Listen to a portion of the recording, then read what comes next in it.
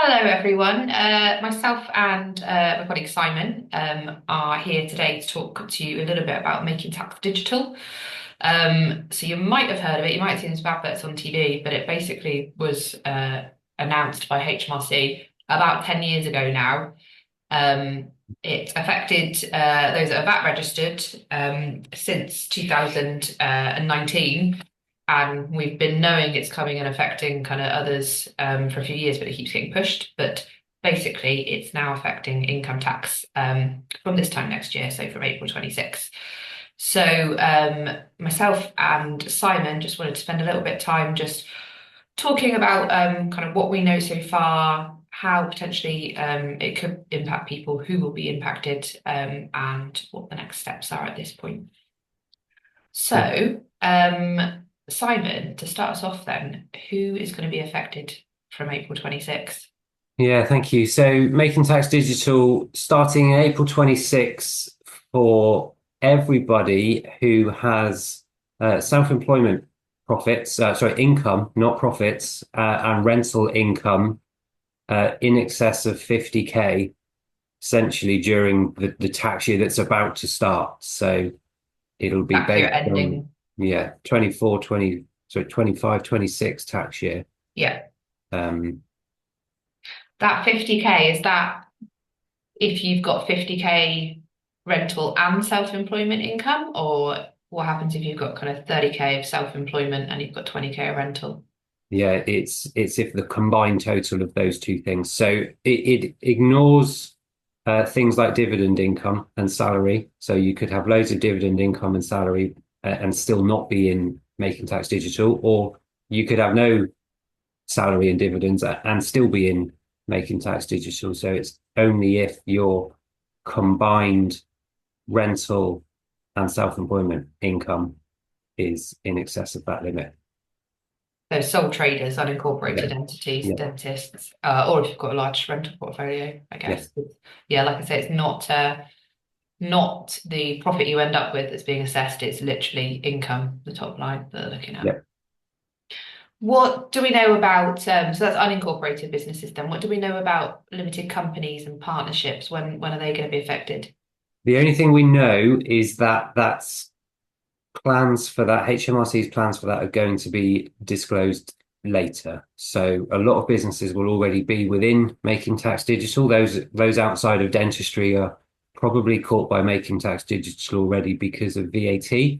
Obviously, most of our clients, most people watching this video won't be familiar or as familiar with VAT and therefore won't be a part of making tax digital already. The income tax side of that hasn't been announced how that's going to work yet. What does it mean then, making tax digital? Because, for instance, QuickBooks, you might have seen the adverts on TV, they're kind of referencing making tax digital, Xero, cloud-based softwares, that sort of Yeah. thing. What It, is it?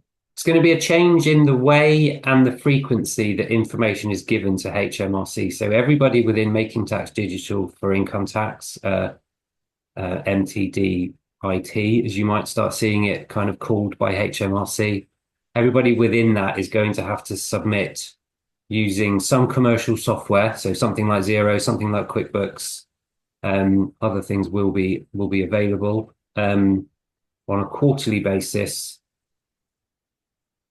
The prescribed details, I suppose, of your total revenue and expenses. So for those trading below the kind of VAT threshold, so that's currently 90 or 95,000, it'll just be total revenue, total expenses. For people above that, there's a bit more of a breakdown in line with what goes on a normal tax return. That's going to have to be given on a quarterly basis to HMRC.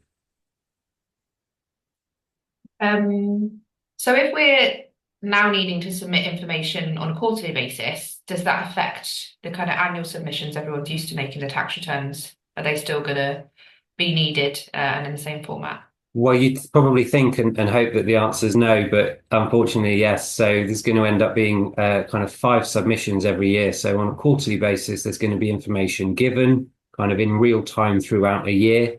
And then, as we have now, by the 31st of January, following the end of that tax year, a final kind of tax return to report anything else. So, as we kind of mentioned, maybe you've got salary and dividends that need to be combined with the information that has been given as part of MTD. And Yeah, that gets reported on the final tax return.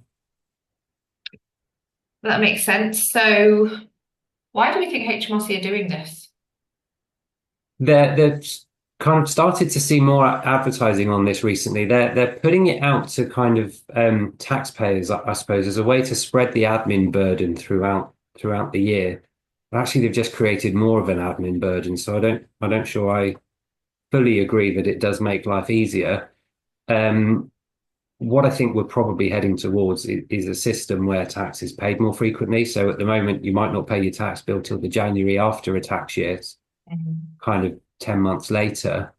I think we're going to end up in a situation where they'd love to collect tax off of people on a quarterly basis. Yeah, even towards like employment when it's obviously they're getting their tax on a Exactly. monthly Yeah. basis. Yeah.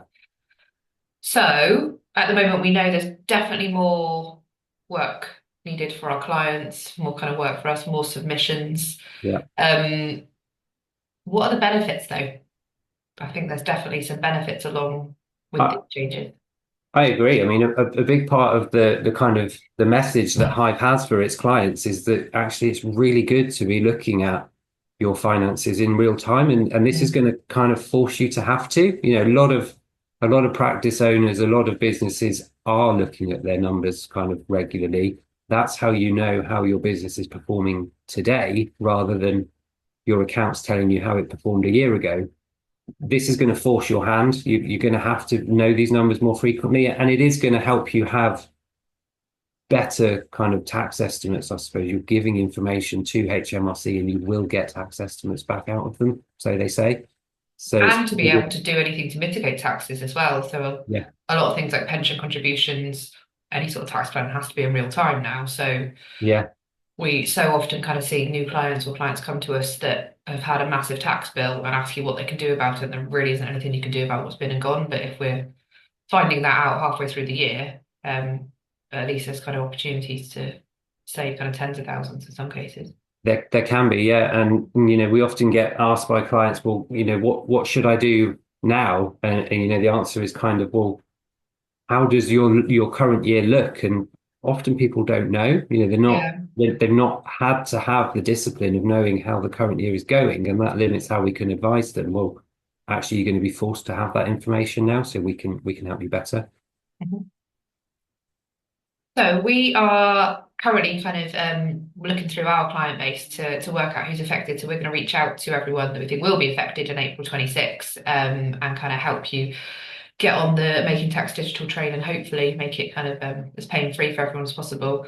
If you're not a client at Hive and you think you might be affected, so like I said, any associate dentists or practice owners that are still sole traders, or if you've got a large rental portfolio, then please reach out. We can help you. Yeah, definitely. Thanks for listening. Hope that was useful for everyone. Thanks, Simon. Thanks.